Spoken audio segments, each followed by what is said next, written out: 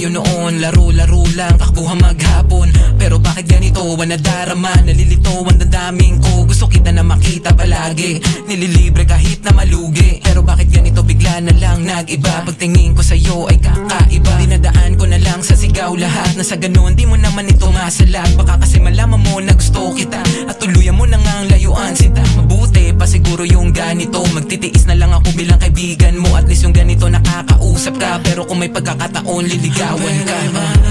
Ikaw na lang ang makapiling ko. Pwede ba ikaw na lang ang makasama ko? Di ko mapigilan ang aking nararamdaman.